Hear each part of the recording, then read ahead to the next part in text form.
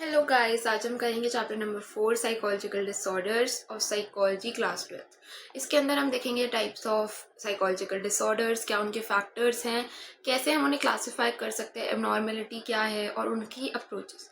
तो सबसे पहले अगर हम बात करें, कोई भी डेफिनेशन नहीं है जो ये सजेस्ट करे कि एबनॉर्मैलिटी क्या होती है, पर हमारे को हर डेफिनेशन से कुछ कॉमन फीचर्स मिले हैं। उनमें से कुछ कॉमन फीचर्स है 4Ds। 4Ds हमारा इंक्लूड करते हैं डिवियंस। सबसे पहला है डिवियंस। डिवियंस मतलब कोई भी हमारा अनयूजुअल या बिजेयर बिहेवियर जो कि नॉर्मल नहीं है, उसे हम कहते हैं डिवियंस। फिर है distress. Distress is being unpleasant और अपसेटिंग, मतलब हर चीज़ में उनको थोड़ा टाइप ऑफ स्ट्रेस होता है विच इज़ नॉट नॉर्मल। फिर है डिसफंक्शनिंग, जो भी हमारी डे टू डे टास्क होते हैं, डेली एक्टिविटीज़ होती है, उनको कैरी आउट करने में कोई प्रॉब्लम होना, तो उसे हम कहते हैं डिसफंक्शनिंग। और लास्ट है हमारा danger which can be to our self and to others, जो इंसान अपने लिए और दूसरों के लिए डेंजर कॉज करता है।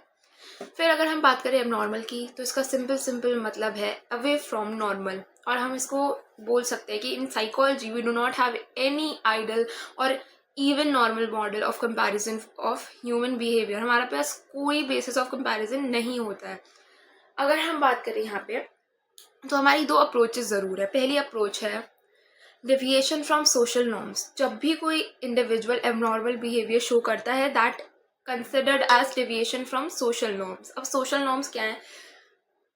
हमारे हर सोसाइटी के अंदर कुछ नॉर्म्स होते हैं, वेदर दे आर स्टेटेड और अनस्टेटेड। वो रिटर्न होते हैं या नहीं होते, उन्हें बताया गया होता है या नहीं बताया गया होता, पर वो अंडरस्टैंडेबल होते हैं। तो जब उन नॉर्म्स को हम ब्रेक करते हैं, तब हम एबनॉर्मल कहलाया जाता है उस बिहेवियर को।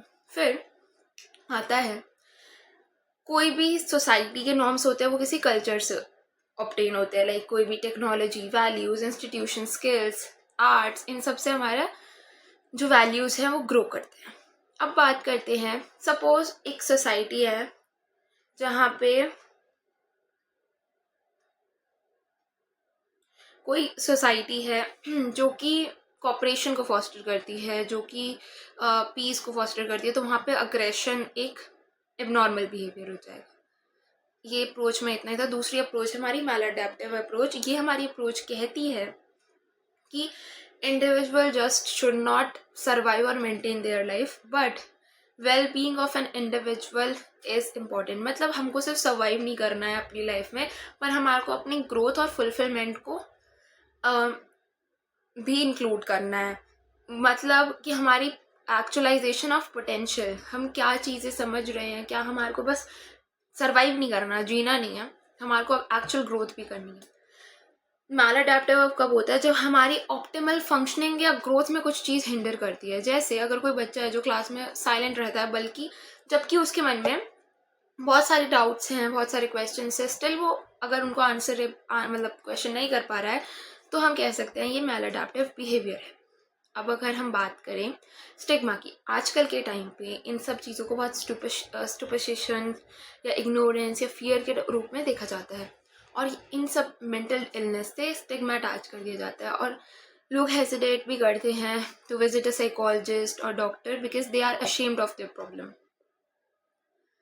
अब इसमें इतना ही था। अब हम बात करेंगे हिस्टोरिकल बैकग्राउंड की। हिस्टोरिकल बैकग्राउंड की बात करें तो हमारी सबसे पहली एंशियंट थ्योरी हमको एक्सप्लेन करती है about the abnormal behaviour, that it is an operation of supernatural and magical forces such as spirits, भूत प्रेत, एविल्स, शैतान। मतलब हमको इसमें बोला जाता है कि ये एबनॉर्मल बिहेवियर कुछ नहीं होता है, बट ये ऑपरेशन होता है सुपरनैचुरल या फिर मैजिकल फोर्सेस का, जो एविल फोर्सेस होती हैं, बेसिकली भूत प्रेत वगैरह।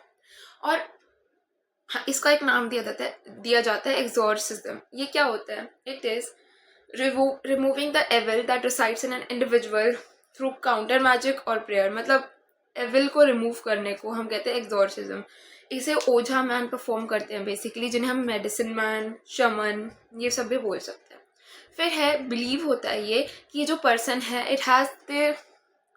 ही has the direct contact with the supernatural forces. ये बात कर सकते हैं, कम्युनिकेट कर सकते हैं विद द स्पिरिट्स। और through the shamans and afflicted person जो कि सफ़र कर रहा है can learn which spirits are responsible for his problem. क्या क्या, कौन सी स्पिरिट्स इसलिए उसके प्रॉब्लम के लिए रिस्पॉन्सिबल थी। दूसरी है हमारी बायोलॉजिकल या ऑर्गेनिक। सबसे पहले हमने पढ़ा सुपरनैचुरल या मैजिकल फोर्सेस।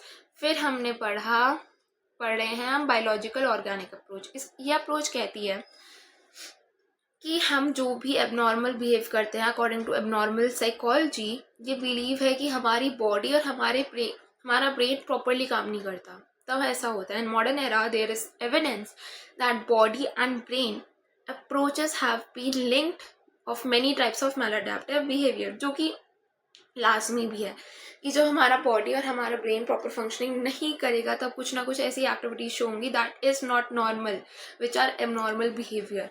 तो उसको करेक्ट करने के लिए बायोलॉजिकल प्रोसेसेस, रिजल्ट्स, इन सब को इम्प्रूवमेंट के लिए लाया गया। फिर है साइकोलॉजिकल अप्रोच। अब इसमें कह दिया psychological problems are caused by inadequacies in way of an individual think, feels और परसीव द वर्ल्ड।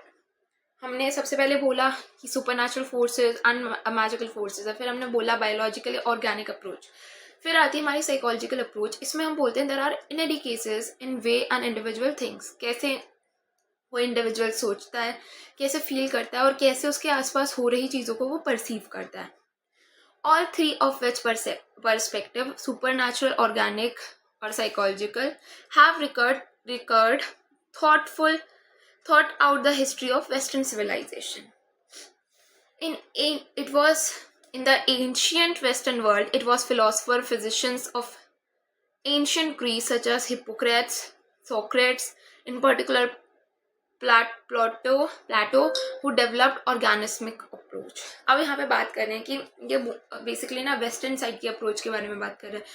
तो हमें बताते हैं कि जैसे हिपोक्रेट था, सोक्रेट था, प्लेटो था, उन सब ने इन सब चीज़ों को डिस्कवर किया, लेकिन उन्होंने जिसको डिस्कवर किया उसका नाम है ऑर्गेनिस्मिक अप्रोच। उन्होंने देखा कि जो भी डिस्टर्ब बिहेवियर होता है, नॉर्मल बिहेवियर होता है, उनका क्या कॉज रहता है, कैसे कन्फ्लिक्ट्स होते हैं बिटवीन इमोशंस एंड रीजंस। ये इंपॉर्टेंट है। इन सब ने ये देखा कि कैसे कन्फ्लिक्ट्स होते हैं बिटवीन इमोशंस एंड रीजन। तो इन्होंने हमें 4 human the. Gallon elaborated on role of 4 humors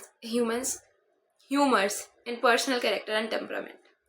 इसमें बोला according to him the material world has made up of 4 elements. हमारा जो मटीरियल वर्ल्ड है वो बना है हवा से, धरती से, फायर, आग से और पानी से, और इन सब को कंबाइन करके उसने हमको दिया 4 fluids, that is blood, black bile, yellow bile और फ्लेम। I don't know कैसे प्रोनाउंस करते हैं, but each of these fluids was seen to be responsible for different temperament. मतलब अलग अलग टेम्परामेंट के लिए, अलग अलग बिहेवियर के लिए बहुत ज़्यादा इंपॉर्टेंट होता है। imbalances among humors were believed to cause various disorders. मतलब अगर इनके बीच में कोई imbalances होगा, ह्यूमर्स के बीच में, ह्यूमर्स का तो शायद नहीं दे रखा, अगर कोई imbalances होगा तो मतलब वहाँ पे डिसऑर्डर आएगा ही आएगा। अब उन्होंने दे दिया हमको त्रिदोषास भी दे दिए, जो है वात कफ पे थी, तो बहुत ज़्यादा अंडरस्टैंडेबल है। फिर हमारी आती है मिडिल एज। और मिडिल एज क्या कहती है, यहाँ से मतलब हमारी एज स्टार्ट हो गई है। सबसे पहले हमने पढ़ी सुपरनैचुरल एंड मैजिकल फोर्सेस, फिर पढ़ा बायोलॉजिकल ऑर्गेनिक, फिर हमने पढ़ा साइकोलॉजिकल, फिर ऑर्गेनिस्मिक। अब हम पढ़ेंगे मिडिल एज। मिडिल एज क्या कहता है, ये एज थी सुपरस्टिशंस की। यहाँ पे बहुत ज़्यादा स्टीरियोटाइप्स थे, डेमोनोलॉजीज थी। मतलब यहाँ पे यही माना जाता था कि जो भी अगर कोई मेंटल प्रॉब्लम्स हो रही है that is because of evil powers. फिर है यहाँ पे विच हंट्स, मतलब भूत प्रेत को पकड़ने की भी बहुत सारी न्यूमरस इंस्टेंसेस बहुत एग्जाम्पलीफाई कर दिया था यहाँ। During this early middle edges the Christian spirit of charity prevailed. S.T. Augustine wrote extensively about feelings, mental anguish and conflicts.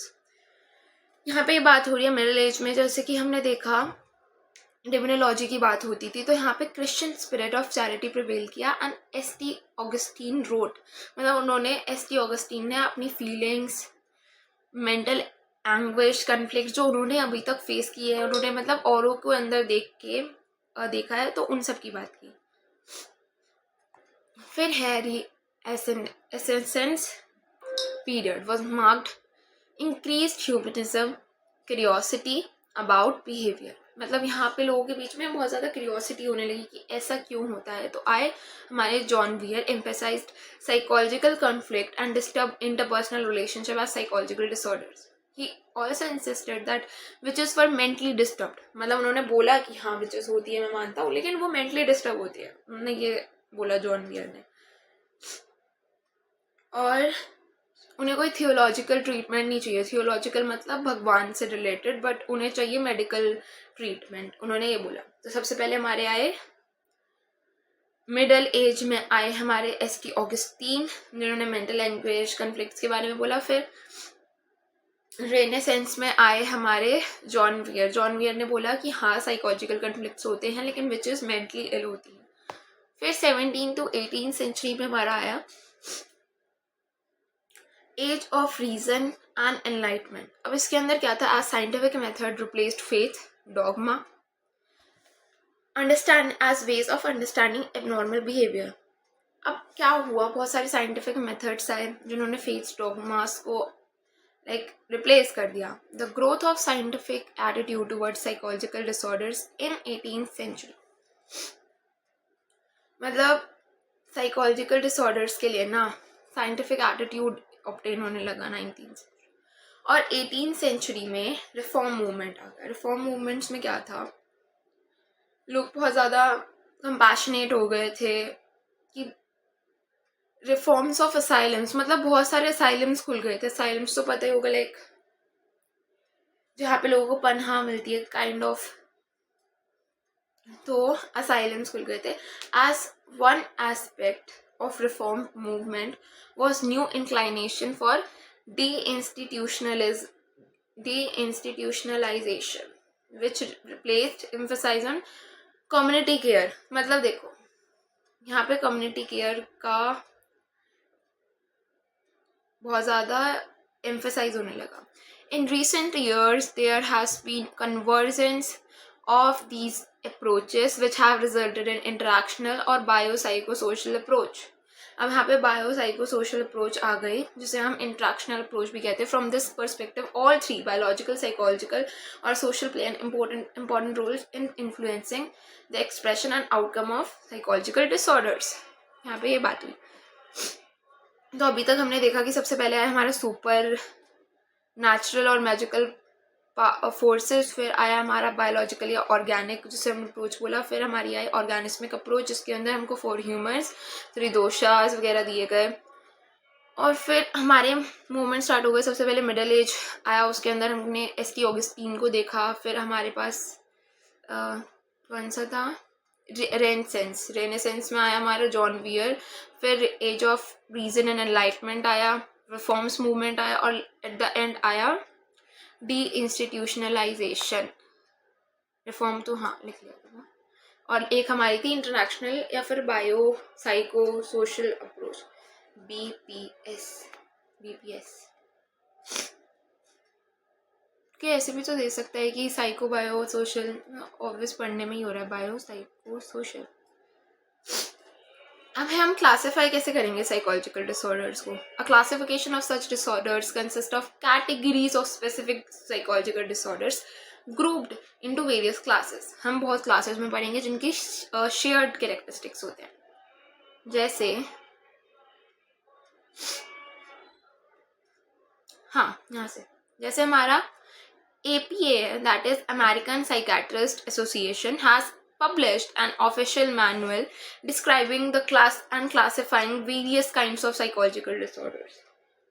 इन्होंने APA ने बहुत सारे disorders को classify करने में बहुत help की है। The current version is DSM-5।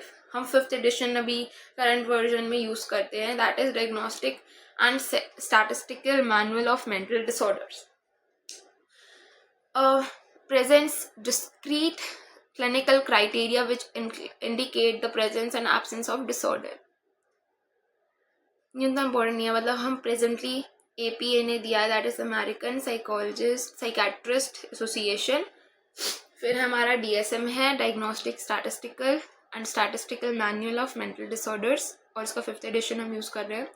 फिर है प्रेजेंटली इन इंडिया हम 10th revise revision of ICD use कर रहे हैं। that is ICD-10 International Classification of Diseases, which is also known as ICD-10 Classification of Behavior and Mental Disorders. ये WHO ने prepare की थी, that is World Health Organization. For each disorder a description of main clinical feature or symptom and of other associated features including diagnostic guidelines is provided. सबके साथ ही उनका specific और shared characteristics हमें दिए जाते हैं. तो हमें इसके अंदर बेसिकली ये करना है कि इसे APA ने, that is American psychiatrist association ने दिया था. प्रेजेंटली ये DSM 5th का यूज़ कर रहे हैं, that is diagnostic and statistical manual of mental disorder. India में हम यूज़ कर रहे हैं ICD-10 international classification of diseases, और हम उसे बोल सकते हैं classification of behaviour and mental disorders. अब यहाँ पे हम पढ़ेंगे मॉडल्स के बारे में, फैक्टर्स के बारे में जो इन्फ्लुएंस करता है. ये हम बाद में देखेंगे. हम स्टार्ट कर देते हैं. ये इजी है लेकिन हम स्टार्ट कर देते हैं मेजर साइकोलॉजिकल डिसऑर्डर्स, क्योंकि ये इंटरेस्टिंग पार्ट है. वो भी है बहुत इंपॉर्टेंट पार्ट, लेकिन वो लास्ट में कर लेंगे. सबसे पहले हमारी एंजाइटी डिसऑर्डर. इसमें बोल रहा है, one day while driving home Deb felt his heart beating rapidly. He started sweating profusely and even felt short of breath. जब डेब अपने घर जा रहा था तब उसको हार्ट बीट स्टार्ट हो गया बहुत ज़्यादा रैपिडली, और स्वेटिंग होने लगा उसको बहुत ज़्यादा. उसकी ब्रेथ भी बहुत, वो सांस लेने में दिक्कत हो रही थी. तो उसने कार रोकी, वो बाहर निकला, और कुछ महीने बाद उसको क्या हुआ, ये अटैक्स बहुत ज़्यादा बढ़ने लगे, उसके साथ बहुत ज़्यादा होने लगा. बहुत हेजिटेट करने लगा, उसे बहुत डर आने लगा कि पता नहीं क्या होगा. तो धीरे धीरे धीरे वो पागल हो गया और मर गया. इसमें यही लिखा है.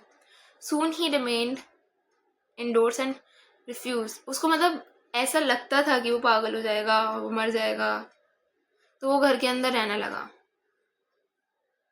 इसके अंदर यही है. तो अब ऐसा क्यों हुआ हम ये पढ़ेंगे. We experience anxiety when we are waiting to take an examination और टू विजिट डेंटिस्ट. डेंटोफोबिया, मेरा फोबिया भी है.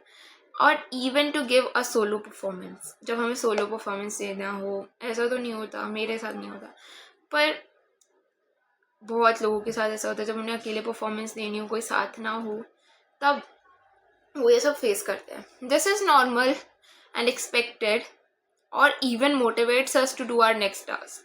मतलब या तो हमको ये नॉर्मल लग सकता है, या फिर हमारे लिए क्या हो सकता है कि हमें मोटिवेट करे कि हमें अपना टास्क अच्छे से करना है, या फिर ये हमारे लिए हाई लेवल ऑफ एंजाइटी यानी डिस्ट्रेस को कॉज कर सकता है, जो हमारी फंक्शनिंग में प्रॉब्लम ला सकता है. Everyone talks about worries and fears. The term anxiety is usually defined as diffuse, vague, very unpleasant feeling of fear and apprehension. Apprehension क्या होता है बेसिकली हमारा, जब हम apprehend कर लेते हैं कि वो ऐसा होने वाला है, तो हम उसे कहते हैं anxiety. और इसके सिम्टम्स क्या हैं, वही हार्ट रेट का बहुत ज़्यादा रैपिडली हार्ट रेट होना, ब्रेथ बहुत शॉर्ट लेना, या फिर डायरिया हो जाना, एपेटाइट बहुत कम हो जाना, यानी तुम बहुत कम खाना खा रहे हो, फेंटिंग, बेहोश हो जाना, dizziness, sweating, sleeplessness, frequent urination और ट्रेमर्स. फिर है there are various types of anxiety disorders. सबसे पहला है JAD, that is generalised anxiety disorder, which consist of prolonged, vague, unexplained and intense fear that are attached to any particular object. किसी भी particular objects को लेके unexplained ही कोई intense fear है, तो उसे हम कहेंगे generalised anxiety disorder. The symptoms include, वही सिम्टम्स है, वरी, एप्रीहेंसेशन और हाइपर विजिलेंस होता है. मतलब इस चीज़ से जो लोगों को प्रॉब्लम होती है ना, वो हाइपर विजिलेंट होते हैं. कैसे, वो हमेशा स्कैन करते रहते हैं फ्यूचर में डेंजर का. मतलब उनके आसपास कुछ ना कुछ तो डेंजर होगा ही होगा, वो स्कैन करते ही रहेंगे कि उनके यही चीज़ उनका एक वरी का कारण बन जाता है. यही वरी करना उनका कोई इलनेस का कारण बन जाता है. सॉरी. फिर है it is marked by mode tensions as a result of which person is unable to relax and is restless. जब उसको ये लगता रहेगा कि कोई ना कोई प्रॉब्लम तो है, वो स्कैन करता रहेगा, तो वो ऑब्वियसली रिलैक्स नहीं बैठ सकता और वो रेस्टलेस हो जाता है, उसको ट्रेमर्स आने लगते हैं, ट्रेमर्स। फिर है पैनिक डिसऑर्डर। पैनिक डिसऑर्डर में क्या होता है, देयर रिकरेंट एंजाइटी अटैक्स, बहुत सारे एंजाइटी अटैक्स होते हैं in which person experiences intense terror. Anxiety तो उससे बहुत ज़्यादा इंटेंस टेरर होने लगता है। Panic attack denotes abrupt surge of intense anxiety rising to a peaks when thoughts of particular stimuli are present। कुछ पर्टिकुलर stimuli के थॉट्स प्रेजेंट होते हैं तभी ऐसा होता है। फिर है सच थॉट्स अकर इन अन अनप्रिडिक्टेबल मैनर, जो कि प्रिडिक्टेबल नहीं है। इसके क्लिनिकल फीचर्स हैं या फिर जो भी इसके वही हैं symptoms, fear of going crazy, losing control, nausea etcetera. फिर है कभी कभी होता है ना कि किसी किसी को ऊंचाई से बहुत डर लगता है, 10th फ्लोर पे जाने से डर लग रहा है, इसके अंदर मेंशन है। किसी को लिजार्ड को देख के बहुत ज़्यादा डर लग रहा है। You may have also felt it yourself और seen as a friend unable to speak a word of well memorize in rehearsed speech. इसको हम कह सकते हैं वैसे ग्लासोफोबिया कह सकते हैं अगर हम बोल नहीं पाते पब्लिक में, पर इसमें वो मेंशन नहीं है। These kinds of fear are termed as phobias. जो भी हमारे को जिससे डर लगता है उसे हम कहते हैं फोबिया। जैसे मुझे कैटसेरिडोफोबिया है, that is phobia from cockroach. ठीक। फिर है people who have phobias have irrational fears related to specific object, people और सिचुएशन। किसी भी चीज़ को लेके, किसी भी सिचुएशन को लेके तुम्हारे को इरेशनली कोई फियर हो रहा है ना, दैट मीन्स तुमको फोबिया है। विद जनरलाइज एंजाइटी डिसऑर्डर, नहीं, फोबियाज ऑफन डेवलप ग्रेजुअली और बिगेन विद जनरलाइज एंजाइटी। देखो स्टार्ट यहीं से ही होता है, यहाँ पे धीरे धीरे धीरे धीरे कोई भी पर्टिकुलर ऑब्जेक्ट से अटैच्ड वो नहीं होगा ना, अनएक्सप्लेन्ड होगा, फिर वो फोबिया बन सकता है। फोबियाज कैन बी, मतलब फोबियाज के भी 3 पार्ट्स होते हैं, एक स्पेसिफिक फोबिया, एक सोशल फोबिया, एक अगोरोफोबिया।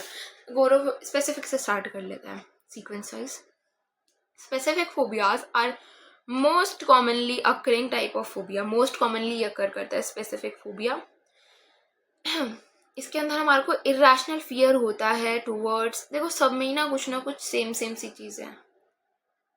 इंटेंस और इनकैपेसिटेटिंग फियर और एम्बैरेसमेंट पर लीनिंग, ये तो हमारा सोशल फोबिया हो गया ना, जब हमारे को लोगों के साथ बातचीत करने में एम्बैरेसमेंट होती है, कोई फियर होता है, तब हम कहते हैं सोशल फोबिया। और एगोरोफोबिया होता है fear of entering into unfamiliar situation. Basically agoraphobia होता है, क्लॉस्ट्रोफोबिया तो होता है छोटी स्पेस का, मतलब छोटी जगहों का। Many people with agoraphobia are afraid of leaving। अच्छा, मतलब किसी भी अनफेमिलियर सिचुएशन में आ जाना, तब उसे हम कहते हैं agoraphobia। एक हमारा और है separation anxiety disorder, that is SAD. In another term anxiety disorder, individual with separate anxiety separation anxiety disorders are fearful and anxious about separation from attachment figure. जब तुम्हारे को लगता है कि तुम किसी से बहुत ज़्यादा अटैच हो गए और तुमको वो अटैचमेंट नहीं छोड़ी जाएगी, तब हम उसे बोलते हैं SAD, that is separation anxiety disorder. Children with SAD may have difficulty in being have difficulty being in a room by themself. वो खुद से नहीं रह सकते कमरे में अपने।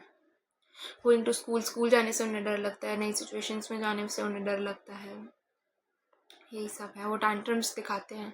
तो अगर हम इसका ब्रीफ एक क्रक्स लें तो उसमें हम बोलेंगे एंजाइटी डिसऑर्डर के अंदर हमने पढ़ा ये वेग, प्रोलॉन्ग, डिफ्यूज फीलिंग्स है ऑफ फियर एंड अप्रीहेंशन। फिर हमने देखा इसके सिम्टम्स, फिर हमने देखा जनरलाइज एंजाइटी डिसऑर्डर होता है एक, फिर आता है पैनिक डिसऑर्डर, फिर आता है फोबियाज। फोबियाज हमारे 3 तरीक़ा के होते हैं, स्पेसिफिक, अगोरा और सोशल एंजाइटी डिसऑर्डर। फिर है separation sad anxiety, separation anxiety disorder जिसे हम सैड भी बोलते हैं। फिर है ओसीडी। अब ओसीडी क्या होता है? People affected by obsessive compulsive disorder. अब इसमें क्या है, हमारे को बस ज़्यादा कुछ याद करने का नहीं है। हाँ, इसके अंदर हमें ध्यान रखना है, कोई भी अपने प्रीऑक्यूपेशन को स्पेसिफिक आइडिया से जोड़ लेता है और प्रिवेंट नहीं कर पाता। मतलब वो बार बार वही चीज़ कर रहा है, सेम एक्ट कर रहा है, सेम सीरीज ऑफ एक्ट कर रहा है, रोक नहीं पा रहा। That affects their ability to carry out normal activities. जो नॉर्मल फंक्शनिंग ही नहीं कर पा रहा, उसके माइंड में उस चीज़ के अलावा कुछ है ही नहीं। तो पहला है ऑब्सेसिव बिहेवियर, फिर है कंपल्सिव बिहेवियर। जब हम किसी के बारे में या किसी चीज़ के बारे में सोचना बंद नहीं कर सकते तब हम उसे कहते हैं दैट इज़ ऑब्सेसिव बिहेवियर।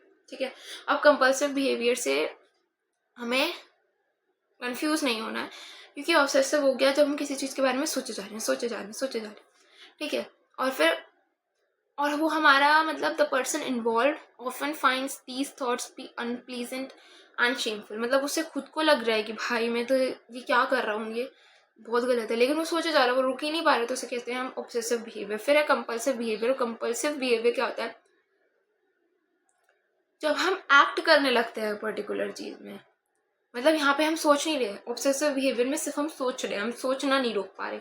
और कंपल्सिव बिहेवियर में हम परफॉर्म कर रहे हैं वही एक्ट्स और हम वो नहीं कर पा रहे। जैसे अगर कोई बार बार चेक कर रहा है कि भाई जगह साफ है या नहीं, बार बार चेक करके अपने आप को देख रहे हैं कि मैं ठीक हूँ या नहीं, तो उसे हम कहते हैं कंपल्सिव बिहेवियर। यहाँ पे ये डेफिनेशन हम पॉक्स हम बाद में ही करेंगे।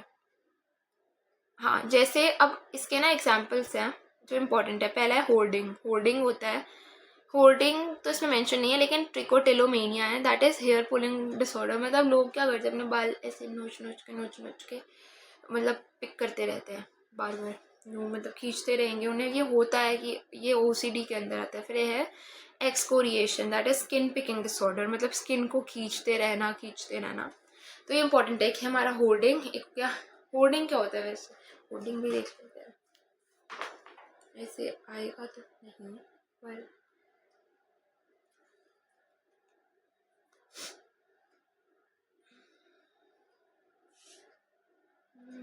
होर्डिंग गूगल खुलने में 10 साल लगाएगा।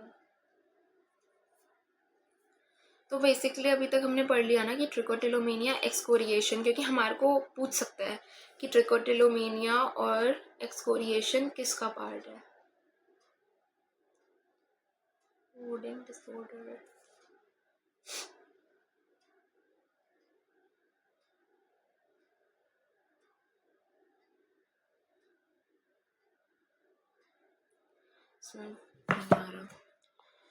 ये है। फिर हमने पढ़ लिया ट्रिकोटिलोमेनिया, एक्सकोरिएशन, स्किन पिकिंग होता है, वो हेयर पुलिंग होता है। फिर हमारा पीटीएसडी, ये बहुत अच्छा लगता है मेरे को वाला डिसऑर्डर, पता नहीं क्यों।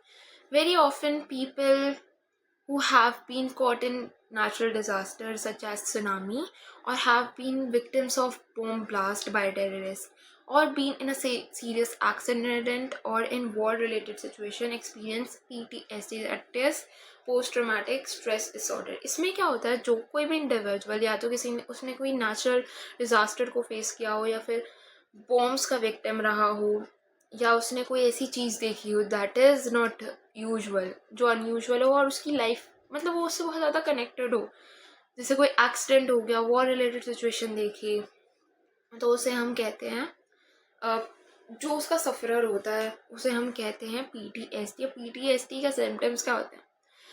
PTSD symptoms vary widely but may include recurrent dreams, flashbacks, impaired concentration, emotional numbing। मतलब उसके ये सिम्टम्स होते हैं, या तो उसको बार बार वो चीज़ें अपने ड्रीम में आती रहती हैं, फ्लैशबैक्स आते रहते हैं, कहीं पर वो बैठा है, वो उसी चीज़ के बारे में सोच रहा है, मतलब जो उसके साथ हुआ था ना। ये से हम कंफ्यूज नहीं कर सकते ऑब्सेसिव बिहेवियर से। ऑब्सेसिव में हम बार बार सोच रहे होते हैं, लेकिन यहाँ पे उसे एक पर्टिकुलर चीज़ का फ्लैशबैक आए जा रहा है जो उसके साथ हुआ था, जो बहुत डिस्ट्रेस कॉज कर सकता है। इम्पेयर्ड कंसंट्रेशन, मतलब वो कुछ अपना काम कर रहा है, कंसंट्रेशन कर रहा है किसी चीज़ में, तो वो नहीं हो पा रहा, और मतलब वो इमोशनली नम हो चुका है, ही और शी डजंट फील एनीथिंग, या फिर वो ओवर एग्जैजरेट फील करते हैं किसी चीज़ को लेके। Adjustment disorder, acute stress disorder are also include under this category. ये इंपॉर्टेंट है कि एडजस्टमेंट डिसऑर्डर और एक्यूट स्ट्रेस डिसऑर्डर, ऊपर हमने पढ़ा होर्डिंग, ट्रिकोटिलोमेनिया और एक्सकोरिएशन हमारा पार्ट है ओसीडी का, और यहाँ पे adjustment disorder, acute stress disorder हमारा पार्ट है पीटीएसडी का। अब हमारे कुछ डिसऑर्डर्स हैं जो है somatic symptoms and related disorders.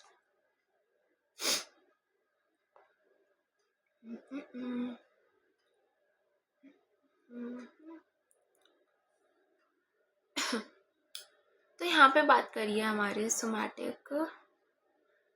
These are the conditions in which there are physical symptoms in the absence of physical disease. जब हमारे को फिजिकल सिम्टम्स होते हैं पर हमारे को कोई डिसीज नहीं है, मतलब हम फील कर पा रहे हैं। हमने पहले 11th में पढ़ा था साइको न्यूरो इम्यूनोलॉजी। कुछ लोग कुछ इसमें, हालांकि वो चीज़ नहीं है, लेकिन कुछ लोग ऐसे मतलब मेंटली सोच के कि हमको ये चीज़ है, वो सच में ही कॉज कर लेते हैं। और मतलब जिसको नहीं है वो फील करके कि हाँ मैं सही हो जा, जिसको है वो फील करके कि हाँ मैं सही हो जाएगा, तो वो एक्चुअल में ठीक हो जाता है। सब बोलते हैं साइको न्यूरो इम्यूनोलॉजी। अब यहाँ पे क्या होता है, in this disorder the individual has psychological difficulties and complaints of physical symptoms. मतलब कोई भी बायोलॉजिकल कॉज नहीं है, बट ही और शी इज़ फीलिंग साइकोलॉजिकली, उसको कॉन्फ्लिक्ट कुछ फील हो रहे हैं। तो इसके अंदर हमारे इंक्लूड होता है कन्वर्जन डिसऑर्डर, इंक्लूड होता है सोमैटिक और इलनेस एंजाइटी डिसऑर्डर। इसको हम स्टार्ट करते हैं। तो somatic symptoms involve a person having persistent body related symptoms which may or may not be related to any serious medication। मतलब कुछ ऐसे symptoms होते हैं that is not related to any serious medication, तो कोई serious medications को नहीं show करता, but people with this disorder tend to overly preoccupied with these symptoms। मतलब वो बहुत ज़्यादा ही बताते कि हमको ऐसे ऐसे प्रॉब्लम है, ये है, और वो बहुत ज़्यादा ही वरी होते हैं अपनी हेल्थ को लेकर और बहुत ज़्यादा फ्रीक्वेंट विजिट्स करते हैं डॉक्टर के यहाँ।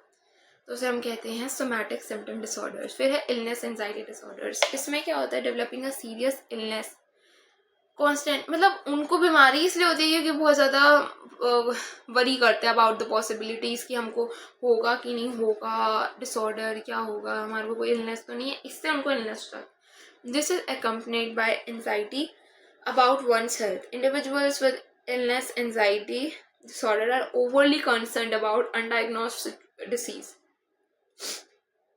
Negative diagnostics results do not respond to assurance by doctors and are easily alarmed by illness such as hearing about someone's illness, health or news. Doctors की नहीं मानते कि वो ठीक है नहीं, और बहुत ज़्यादा छोटी छोटी चीज़ों पे बहुत ज़्यादा अलार्म हो जाते हैं। In both somatic symptoms and illness anxiety disorders are concerned with medical illness, but the difference lies in the way this concern expressed. In the case of somatic, मतलब यहाँ पे डिफरेंस बता रहा है। सोमैटिक में क्या होता है, वो एक्सप्रेशन होता है उनका कि कोई ना कोई फिजिकल डिसऑर्डर है, फिजिकल कंप्लेंट्स करते हैं वो, वाले in the case of illness anxiety disorder यहाँ पे एंजाइटी से कंसर्न है हमारा, वहाँ पे वो फिजिकली कंप्लेन करते हैं, लेकिन यहाँ पे एंजाइटी से हमारा